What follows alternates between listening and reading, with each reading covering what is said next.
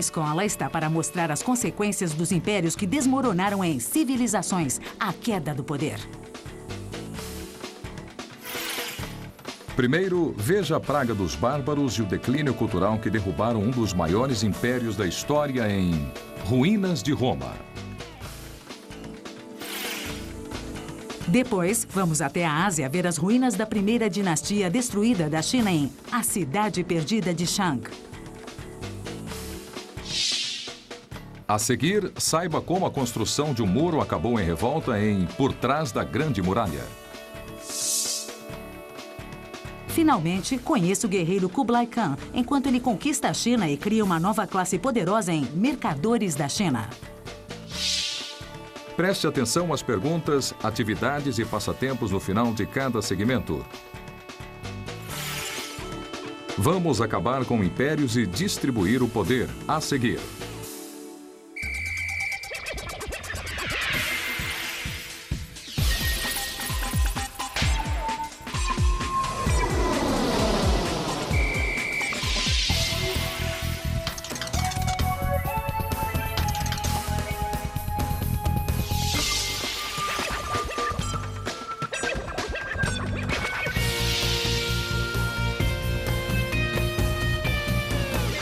Discovery na escola. Enquanto você assiste à primeira metade deste programa, lembre-se destas perguntas. Que condições levaram à queda de Roma? Como Roma continuou a influenciar o mundo mesmo depois da queda de seu Império Ocidental? Quando você pensa na queda de Roma, deve pensar nela como o fim da influência romana no mundo. Mas quando um grupo perde o poder, geralmente ele passa para outro grupo. Quando Roma caiu, outros grupos tornaram-se mais fortes e alguns mantiveram muitas das tradições romanas. As ruínas de Roma. Durante centenas de anos, os benefícios do governo de Roma pareciam claros. O exército de Roma criou o império mais estável que o mundo já conhecera.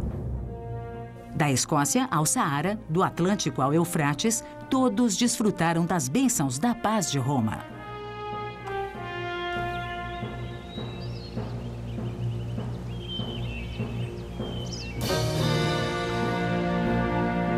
Seu governo deu ao Mediterrâneo séculos de comunidade, estabilidade e prosperidade.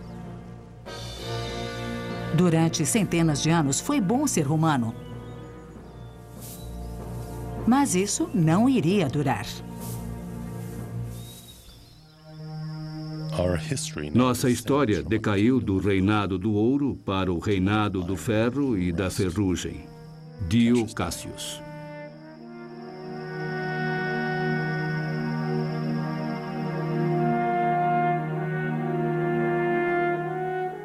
O imperador Marco Aurélio governou durante os primeiros sinais de declínio no mundo romano.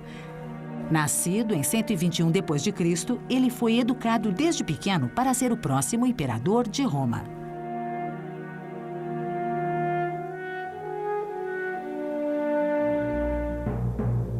Como romano, ele acreditava que as coisas tinham uma ordem divina. Como imperador, ele esperava recriar essa ordem no mundo. O que os romanos haviam feito durante séculos com um sucesso admirável em toda parte.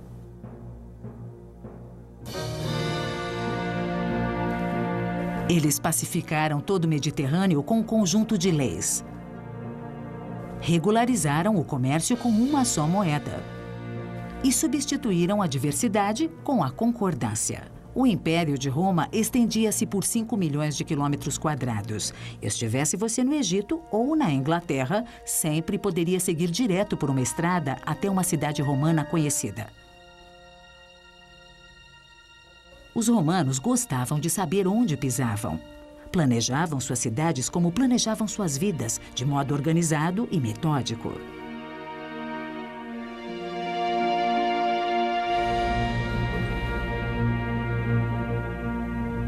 E Marco Aurélio esperava continuar essa tradição. Em 161 d.C., ele finalmente tornou-se imperador. Durante 23 anos, ele havia planejado um governo pacífico, mas acabou tendo um despertar brutal. No final daquele ano, começou a guerra no Oriente. Bárbaros atravessaram a fronteira e atacaram uma província de Roma. Uma praga mortal devastou o império, matando 1/4 da população de Roma. Depois, invasores germânicos se aproveitaram do desastre e atacaram do norte.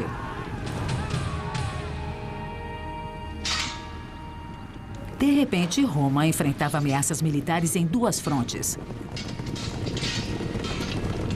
Marco Aurélio passou 8 anos nas fronteiras lutando pela sobrevivência de Roma.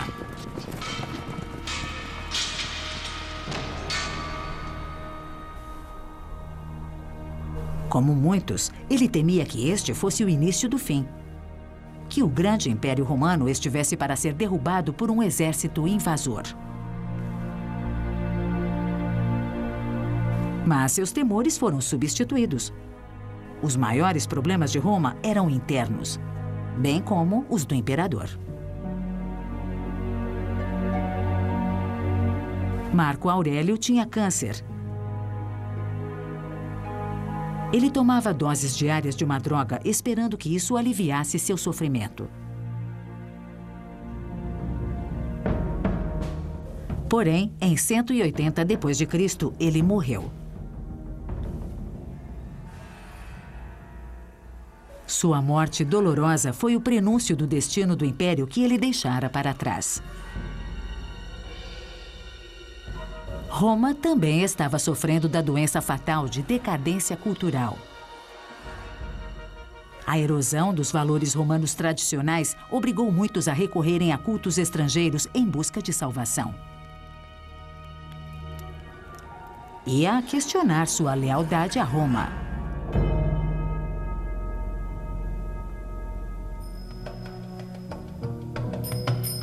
O Império Romano é tão famoso por seus defeitos quanto por suas virtudes.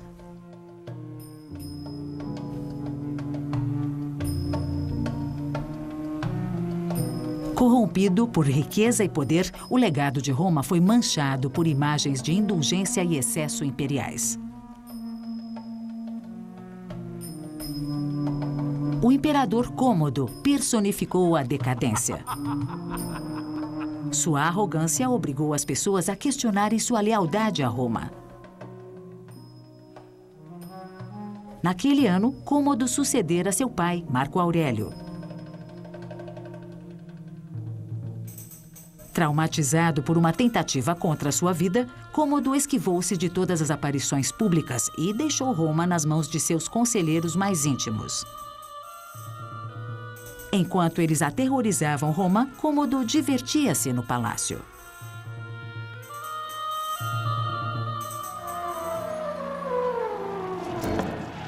Dez anos depois, em 190 d.C., os pobres se revoltaram.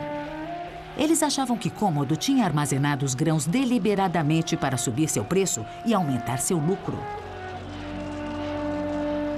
Depois de 9 anos como recluso, o imperador foi obrigado a exercer um papel mais público.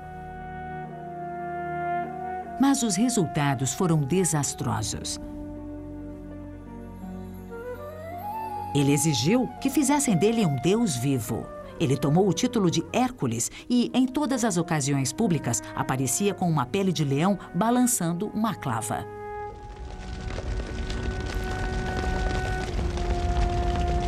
Quando um enorme incêndio consumiu Roma em 191, Cômodo superou a si mesmo. Ele propôs destruir o resto da cidade e reconstruir uma nova em sua homenagem.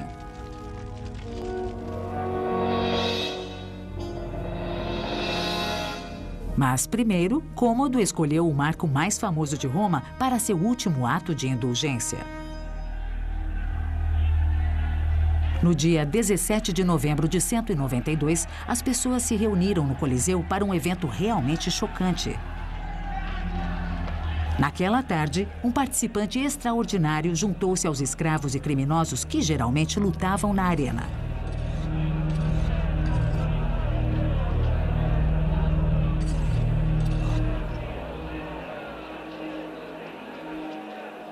Pela primeira vez na história de Roma, um imperador aparecia em público como gladiador.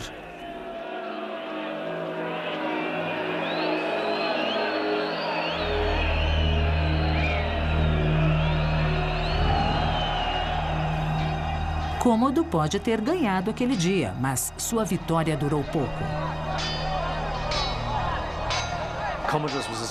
Cômodo foi assassinado no dia 31 de dezembro, na véspera do Ano Novo, porque no dia seguinte ele planejara ser empossado como conselheiro, vestido como gladiador.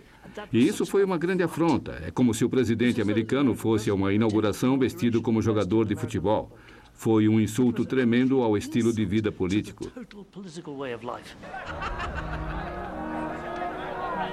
O assassinato de Cômodo não foi a solução, pois os problemas de Roma eram bem mais profundos, na base da sociedade.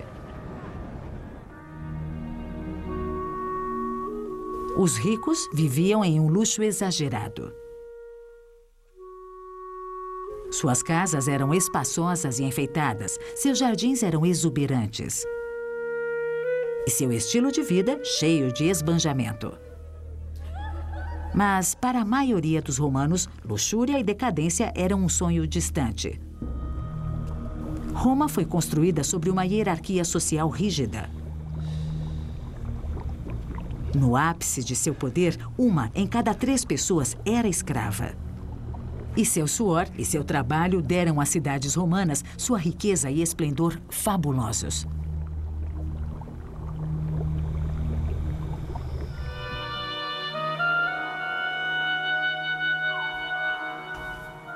No centro da cultura romana, havia uma ordem social que tolerava o excesso para poucos e a opressão para muitos.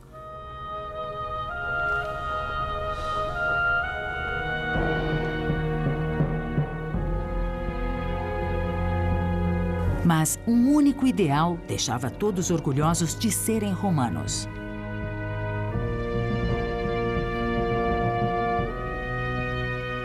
Era o compromisso com a diversidade cultural.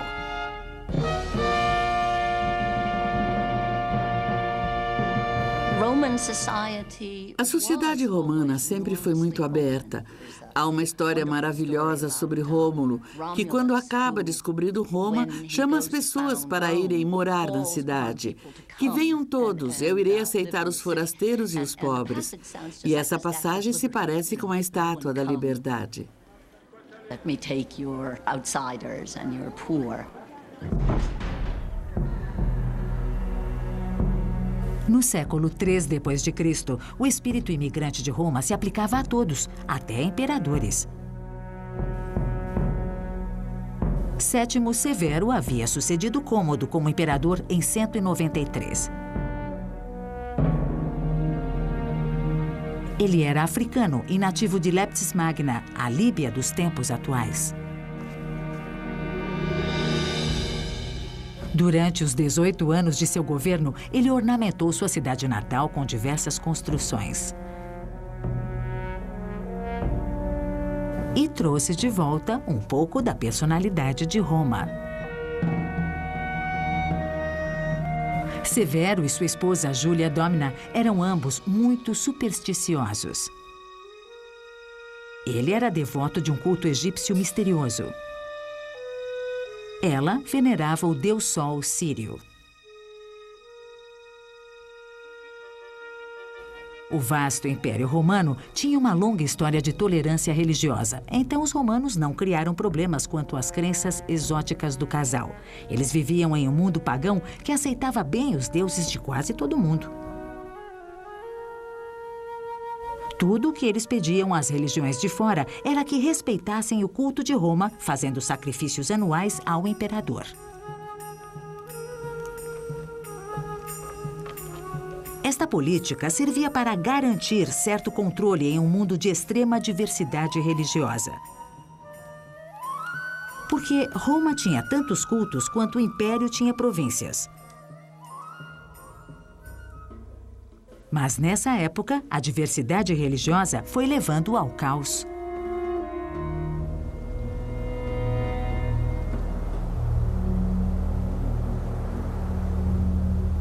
Os romanos se voltaram para um culto em particular que mudaria o império e o mundo para sempre.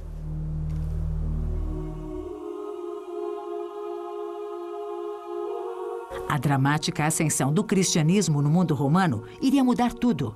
Sobretudo porque um culto baseado no sofrimento de um homem desafiava a integridade de um império inteiro.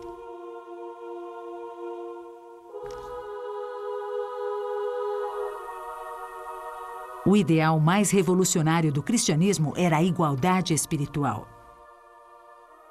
Era uma ameaça direta à crença de Roma na hierarquia e na divisão social. Eles não podiam absorver o cristianismo porque ele não permitia que você se sacrificasse por outros deuses. Em particular, o cristianismo envolve a rejeição do culto ao imperador, e como o culto ao imperador é basicamente o único modo pelo qual todo o império pode expressar sua unidade, isto é muito devastador.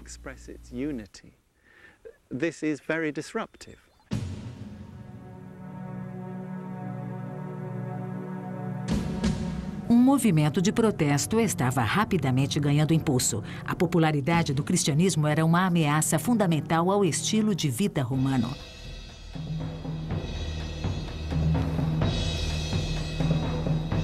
Em meados do século III, Roma foi consumida pela dúvida.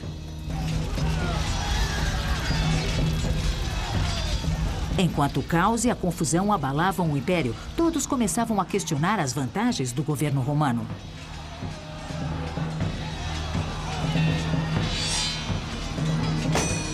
Entre 235 e 270, mais de 30 generais romanos se proclamaram imperadores.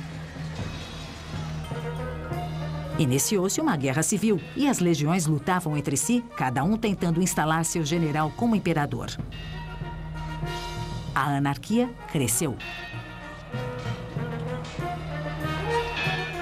Os romanos queriam que um dos grandes imperadores do passado assumisse o controle. Júlio César, Augusto e Adriano. Eles se perguntavam como seu grande império havia chegado a uma situação tão vergonhosa.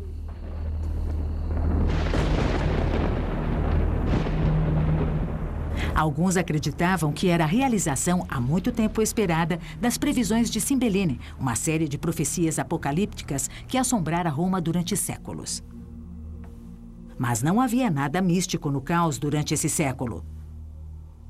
O império havia se tornado incontrolável porque os imperadores não podiam mais conviver com o monstro que Roma havia se tornado. Preocupados em se distrair, a maioria dos romanos não notou o tecido social do império se fragmentando ao redor deles. O senso de comunidade de Roma havia desaparecido. A elite estava tremendamente isolada dos pobres. Romanos cultos viravam as costas para tudo relacionado à antiga Roma, não apenas os pobres. O Oriente, antigo, misterioso e exótico, parecia muito mais atraente. Romanos ricos viajaram para ver as paisagens do Egito. O primeiro avanço do turismo no mundo havia começado. Havia um lado exótico que os ricos e abastados esperavam encontrar. Talvez um dos exemplos mais surpreendentes sejam as especiarias. Elas vinham do extremo oriente, das ilhas da Indonésia, e mais que isso, havia um guia escrito para os que navegavam no Mar Vermelho sobre como atravessar utilizando as monções para ir à Índia buscar mercadorias. E o guia explica o que você poderia encontrar no Iêmen, em Bombay, no extremo sul da Índia, onde pode ter havido uma colônia de cidadãos romanos.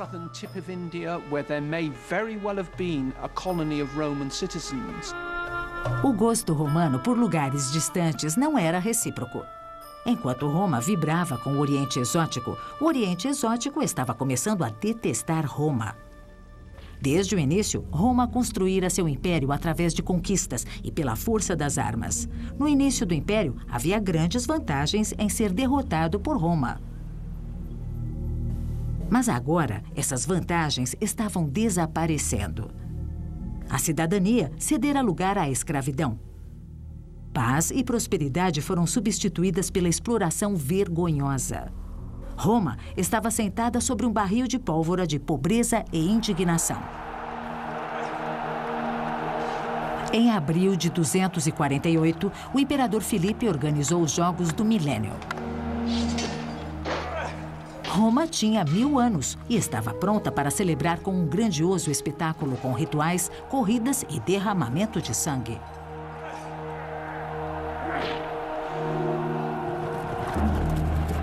Com seu mundo desabando para o caos, cresceu a sede dos romanos pelo divertimento medonho. O número de mortos no festival foi alto, mesmo para os padrões romanos. A própria natureza parecia estar conspirando contra o Império de Roma. Mudanças climáticas estavam congelando os planaltos altos na Ásia Central, obrigando seu povo nômade a migrar. Impedidos de entrar nas planícies chinesas, eles não tiveram opção a não ser ir para o oeste. Enquanto seguiam para a Europa, eles empurravam para o oeste todas as tribos em seu caminho. No século III, diversos grupos de pessoas erradicadas se acumularam nas fronteiras, a nordeste de Roma. Godos, eslavos, vândalos e outros. Em 259, os persas atacaram o império. Reagrupando suas defesas, o imperador Valeriano marchou centenas de quilômetros com suas legiões para enfrentá-los. Enfraquecidos por doenças e exaustão, eles foram massacrados e o imperador foi capturado. Ansioso em humilhar o imperador, o rei persa usou Valeriano como apoio para montar em seu cavalo. A humilhação de Roma estava completa. Cercado de inimigos e com problemas internos, o império tentou desesperadamente manter seu poder. Juntamente com o exército, todo o aparato do poder imperial começou a aumentar.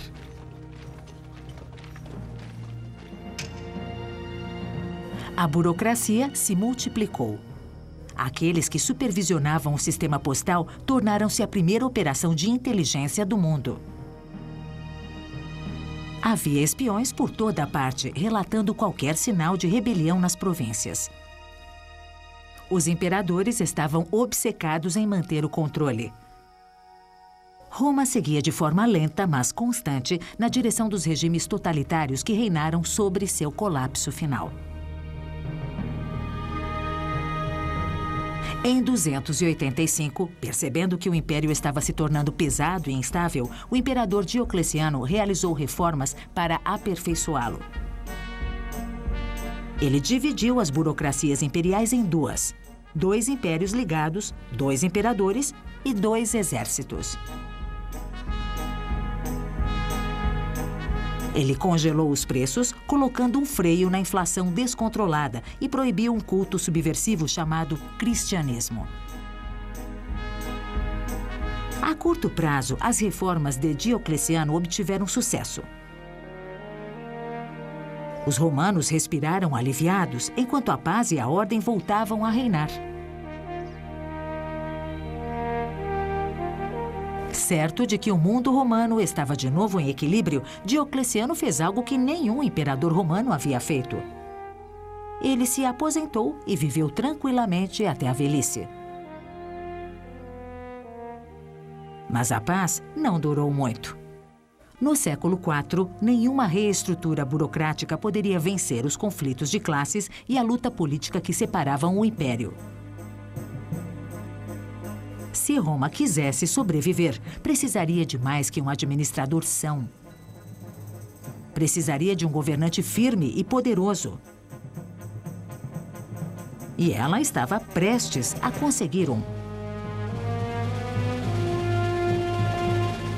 No dia 26 de outubro de 312, exércitos romanos rivais se reuniram do lado de fora da cidade, esperando pela batalha.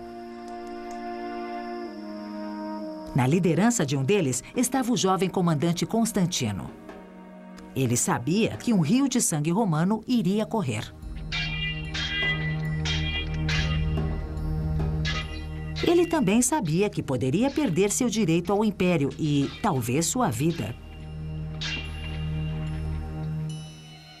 Constantino olhou para o céu e viu uma cruz de fogo que parecia queimar na direção do paraíso. E acima dela, os dizeres In hoc signo vinces. Por este sinal, conquistarás. Ele mandou pintar cruzes nos escudos dos soldados. No dia seguinte, na Batalha da Ponte de Milvian, ele derrotou o exército de seu rival, Maxentius. Assim que Constantino foi nomeado imperador, ele aboliu muitas das reformas de Diocleciano, incluindo a proibição do cristianismo. Mas ele foi mais além, declarando-se cristão. Os romanos ficaram surpresos. A maioria achava que o cristianismo fosse apenas outra seita oriental incomum. E, de repente, o novo imperador se declarara um membro dela. O povo achou que tinha outro lunático nas mãos, mas não tinha. Constantino entendera como o cristianismo poderia unificar seu império. Diferente da religião pagã de Roma, ele pregava disciplina, obediência e apenas um Deus.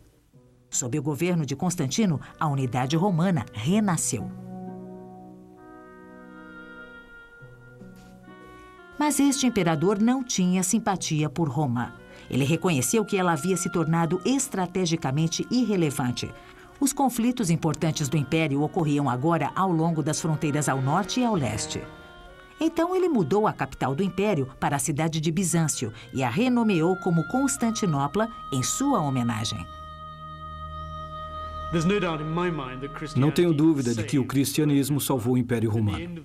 No final do século III, ele deu um novo foco para a unidade tanto religiosa quanto ideológica. Mas o cristianismo é a cola que mantém unidas as várias partes do Império Romano nos séculos após Constantino. O cristianismo conseguiu manter o Império unido por algum tempo, mas não para sempre.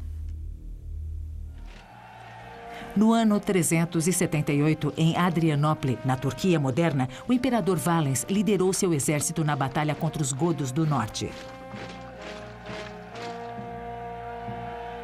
Estava na hora de dar-lhes uma lição e fazê-los se submeter à força de Roma.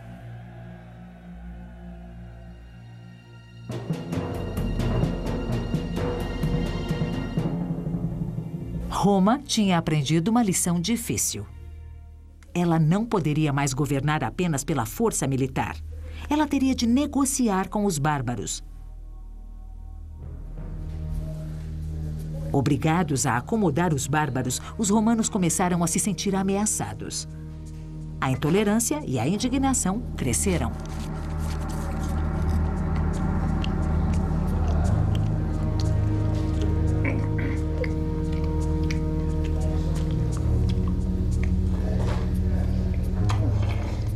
Um desprezo especial foi reservado para os hunos, os nômades da Ásia Central, que haviam antes empurrado outros grupos bárbaros para o oeste. Eles agora também apareciam nas fronteiras do império.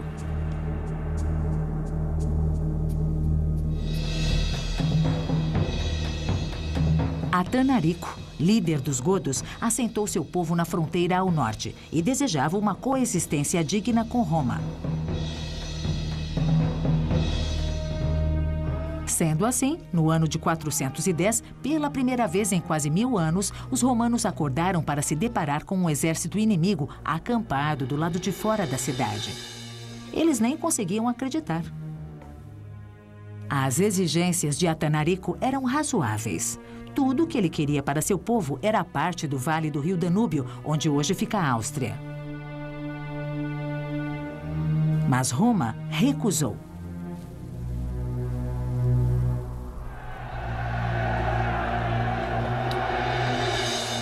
Furioso, Atanarico sitiou a cidade.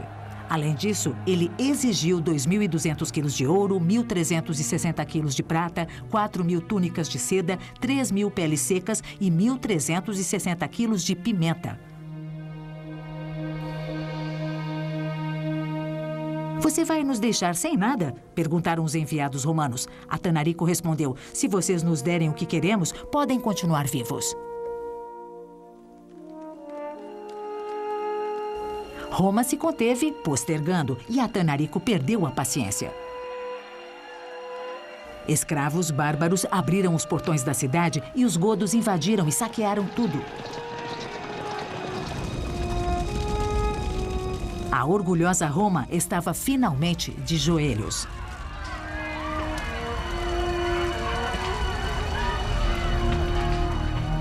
O império estava agora dividido ao meio. A parte leste permaneceu forte. Mas enquanto os bárbaros invadiam o oeste, romanos de toda parte temiam que o fim estivesse próximo. Mas suas preocupações não se realizaram. O mundo não acabou e os bárbaros não se envolveram em muita destruição. Ostrogodos, visigodos, vândalos e outras tribos germânicas saíram da Europa Central e se espalharam pelo Mediterrâneo Ocidental. Para surpresa de todos, eles tentaram viver pacificamente com os romanos. O saque de Atanarico a Roma em 410 não foi o fim. O Império Oriental permaneceu forte. De suas cidades ricas na Turquia e no Oriente Médio, ele viu a desintegração do Oeste com uma indiferença crescente. Ele se tornou aos poucos o Império Bizantino, embora tenha sido considerado romano ainda por muitos séculos. O Império Ocidental cambaleou por mais 60 anos. Os imperadores ainda governavam em Roma, mas seu controle se evaporava com o colapso do poder da burocracia central.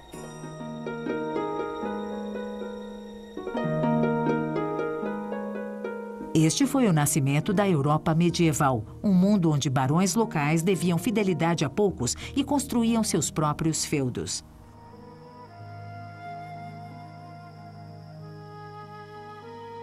Com o fim de Roma, a Igreja cristã fielmente manteve vivas a língua e a cultura de seu antigo perseguidor.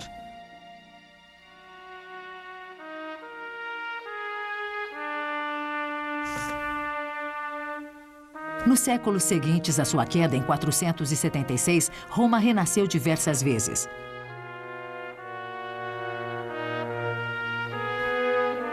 Quando os patriarcas dos Estados Unidos buscaram um modelo para o seu novo país, eles olharam para Roma. Educados com os clássicos, eles inseriram os ideais republicanos de Roma na Constituição. A antiga República Romana inspirou as democracias até os dias de hoje.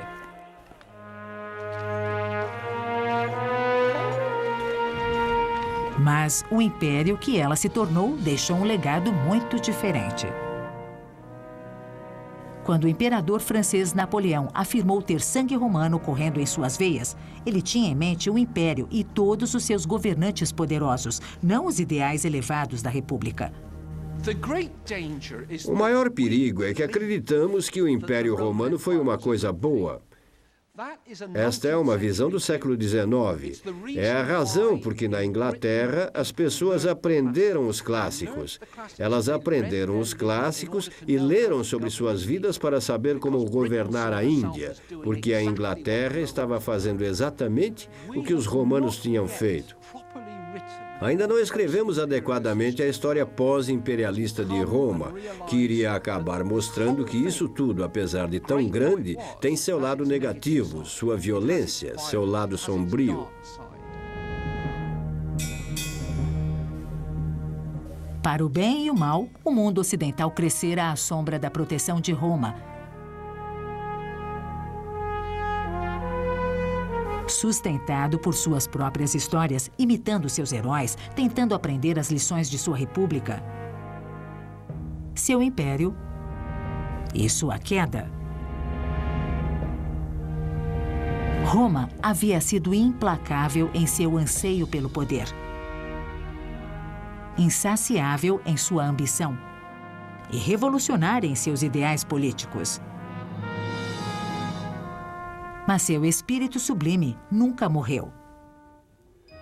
A glória de Roma ficou marcada na imaginação ocidental para sempre. Você já tem todas as informações. Agora é sua vez de discutir as perguntas. Pare e discuta sobre os seguintes temas. Que condições levaram à queda de Roma? Como Roma continuou a influenciar o mundo, mesmo depois da queda de seu Império Ocidental? Faça o seguinte. Imagine-se vivendo durante o declínio do Império Romano. Faça um diário detalhando suas experiências. Se quiser aprender mais sobre o que acabou de ver, pesquise nos seguintes sites da internet.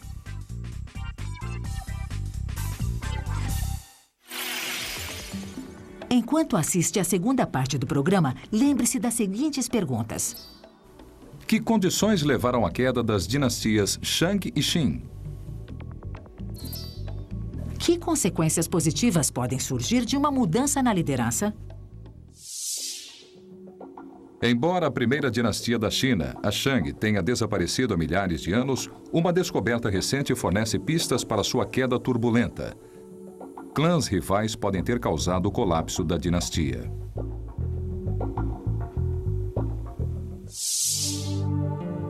Nas profundezas da Terra fica o lugar de descanso da primeira dinastia histórica da China, a Shang. A cidade perdida de Shang. Mais de 3.000 anos depois que a Shang governou a China, arqueólogos e historiadores ainda estão descobrindo os segredos e as histórias desta antiga civilização. Por volta de 1650 a.C., os Shangs, um povo chinês, ganhou o controle de uma área ao norte da China. De lá, os líderes estabeleceram a civilização Shang como um grupo de cidades-estados que formaram a base para os 600 anos de governo Shang. Até o final do século XIX, não havia provas de que os Shangs haviam existido.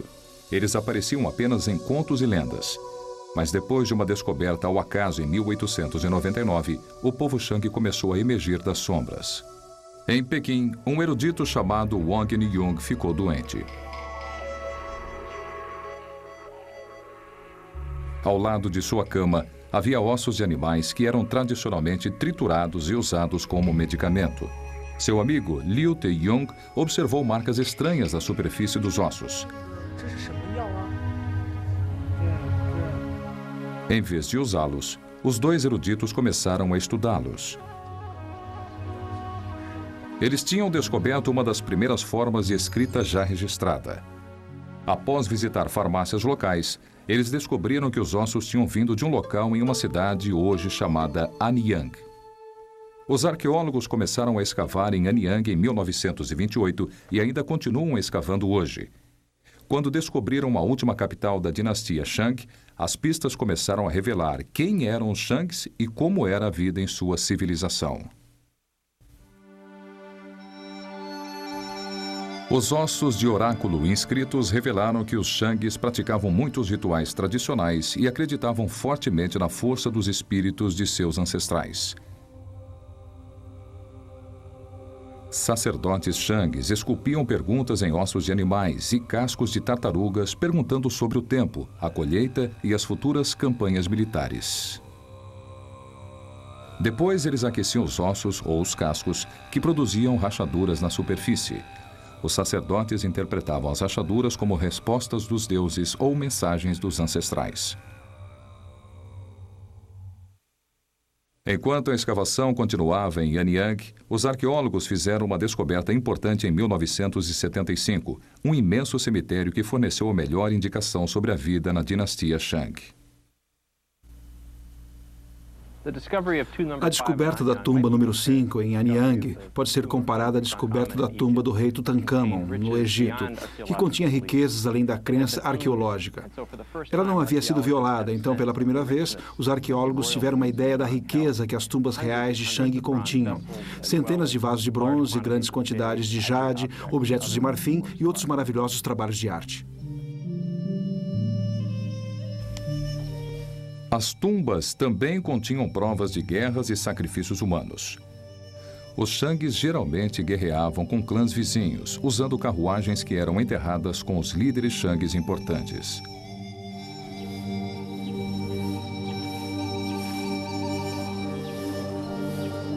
Restos humanos descobertos com as carruagens provaram que os Shang sacrificavam centenas de pessoas quando um rei morria. Eles enterravam objetos que achavam que seriam necessários na vida após a morte, incluindo seus preciosos vasos de bronze, peças de jade e um exército particular. Hoje, os arqueólogos continuam descobrindo os mistérios da sociedade Shang.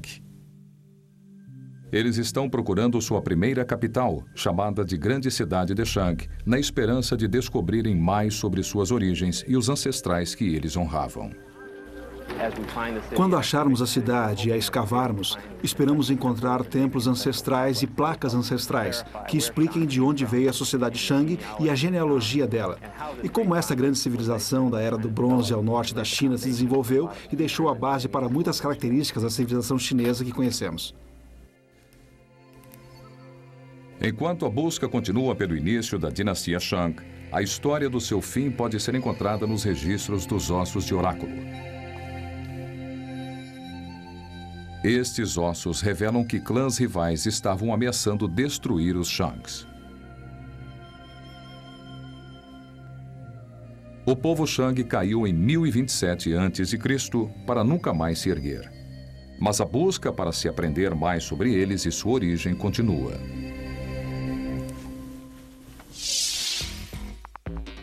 Você sabia? Não sobreviveram manuscritos da dinastia Shang, mas ainda existem muitos registros e inscrições cerimoniais em ossos e cascos de tartaruga. Estas marcas que os reis Shangs, que também eram sumos sacerdotes, usavam, os ajudavam a tomar decisões e são os primeiros exemplos da escrita chinesa. Agora, tente isto. Faça a cronologia dos eventos da dinastia Shang. O imperador Qin derrotou seus inimigos e tornou-se o homem mais poderoso da China. Para mostrar seu poder e proteger seu império dos forasteiros, o primeiro imperador da China obrigou seu povo a construir a Grande Muralha.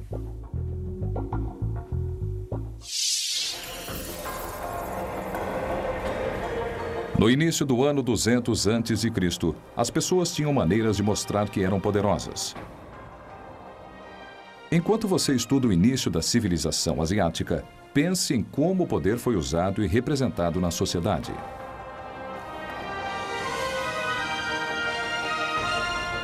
Por trás da Grande Muralha.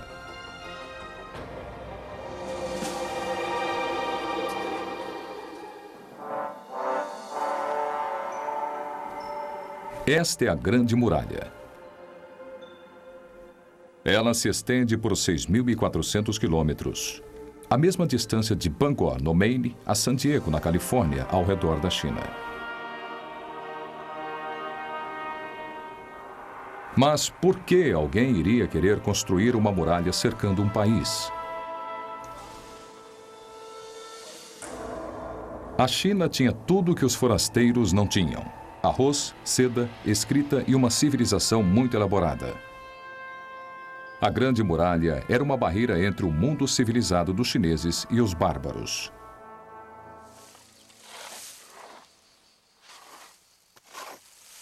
Durante sua longa história, os chineses haviam sido agricultores. Se você se dedica à terra, você se fixa e acumula posses. Terras, gado e casas que você enche de mobiliário e bens. É um estilo de vida constantemente ameaçado por ataques nômades. Então, desde o início dos tempos, os chineses construíram muralhas. Muralhas ao redor de suas casas, muralhas ao redor de suas cidades e muralhas ao redor de seu país para afastar os necessitados. Construir muralhas estava tão arraigado na mentalidade chinesa que o ideograma chinês para a cidade também é o ideograma chinês para a muralha.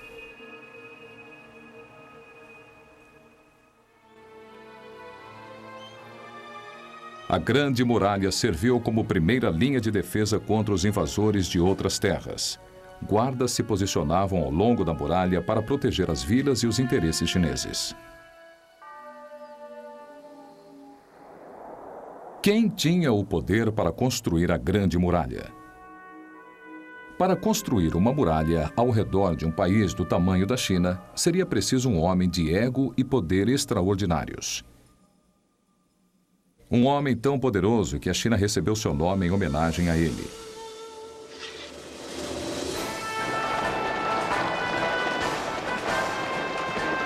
O Imperador Qin, o primeiro imperador da China. Originalmente, Qin governou apenas em um pequeno estado no noroeste da China. Qin montou um exército forte e, um por um, conquistou seus vizinhos. Com toda a China sob seu poder, o imperador Qin padronizou pesos e medidas. Ele ordenou que os eruditos criassem uma escrita chinesa uniforme e ordenou que trabalhadores ampliassem estradas e canais para melhorar o transporte. Como os antigos chineses demonstravam seu poder?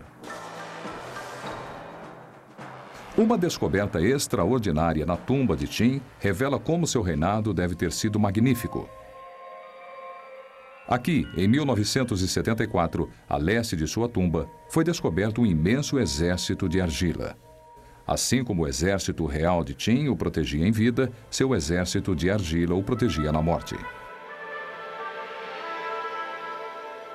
Mais de 8.000 guerreiros e 10.000 armas foram descobertos. Ninguém sabe quantos soldados ainda permanecem enterrados.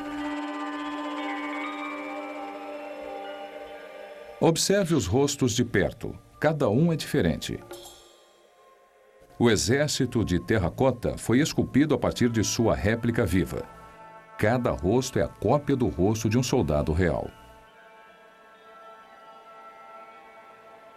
No total, foram necessários quase 700.000 homens e 38 anos para completar a construção da tumba do imperador Qin.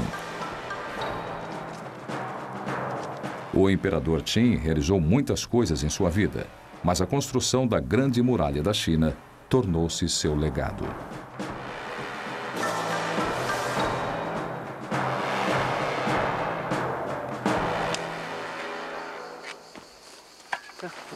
A muralha em si foi feita de terra comprimida.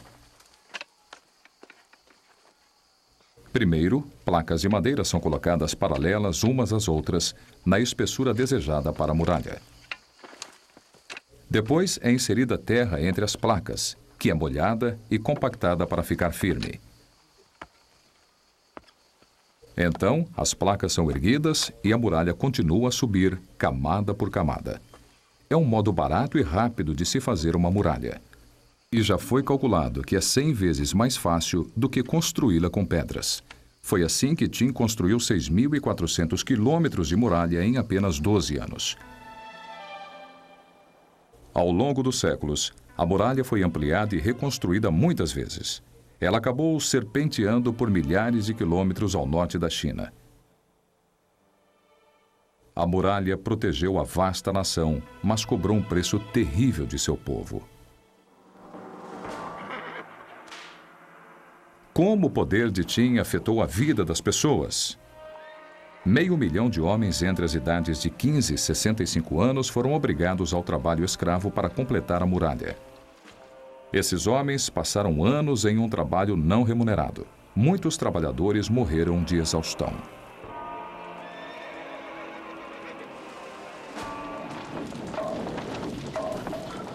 Qin pensou que seu império duraria para sempre. Mas quando ele morreu em 210 a.C., a ira por causa de sua política cruel explodiu numa revolta. Foi o fim de um império poderoso dedicado à unidade. A Grande Muralha permanece hoje como um símbolo da arquitetura majestosa de Qin. Um sinal da unidade chinesa e uma demonstração de poder.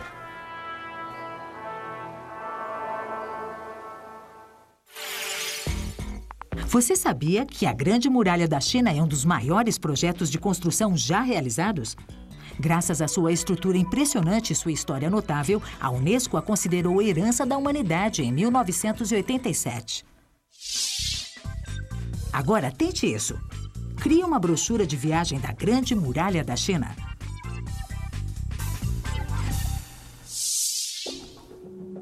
Kublai Khan conquistou a China em 1279, onde estabeleceu o Império Mongol. Embora seu reinado tivesse grande prosperidade econômica, ele também foi desafiado pelo poder e pelas lutas de classe. Esta é a China. Este país de mais de 1 bilhão de pessoas tem uma das maiores economias do mundo. E onde há dinheiro, há comerciantes. Comerciantes, ou pessoas que compram e vendem mercadorias, fazem parte da vida chinesa há milhares de anos. Mas foi apenas no século XIII, quando o guerreiro Kublai Khan conquistou a China, que estes comerciantes tornaram-se um grupo poderoso. O novo imperador sabia que não poderia governar um país tão grande quanto a China por muito tempo com apenas algumas centenas de milhares de soldados. Kublai Khan precisava de ajuda, de muita ajuda. Kublai Khan decidiu agrupar todos os seus súditos em classes especiais, cada uma com direitos e deveres diferentes. Os guerreiros de Kublai Khan, os mongóis, seriam a classe mais poderosa. Eles governariam o país, viveriam em grandes propriedades e nunca pagariam impostos. Os camponeses, que moravam ao norte e ao sul, seriam os trabalhadores e agricultores da China. Kublai Khan também criou outro grupo, os Si-Mun-Yan, ou pessoas com status especial. Essas pessoas especiais agiam como assistentes dos mongóis e os ajudavam a governar a China. Embora não fossem tão ricos ou poderosos quanto os mongóis, os Si-Mun-Yan podiam usar seus contatos com pessoas dentro e fora do império para promover o comércio. Os oficiais do império de Kublai Khan podiam fornecer tecidos, chá e açúcar aos comerciantes em troca de ouro e prata. Os Si-Mun-Yan passaram de oficiais para comerciantes. Da época de Kublai Khan até os dias de hoje, os comerciantes são uma parte complexa da vida chinesa. Eles não apenas comerciaram mercadorias, como também ajudaram a difundir as maravilhas chinesas para o resto do mundo. Você já recebeu toda a informação. Agora é sua vez de discutir as perguntas. Pare e discuta sobre as seguintes perguntas. Que condições levaram à queda das dinastias Shang e Qin? Que consequências positivas podem surgir de uma mudança na liderança? Agora tente isso. Faça um cartaz mostrando o sistema de classes de Kublai Khan. Inclua as características que posicionavam as pessoas em certas classes. Esperamos que tenha gostado desse Discovery na escola sobre a queda dos impérios. Se quiser aprender mais sobre o que acabou de ver, pesquise nos seguintes sites da internet.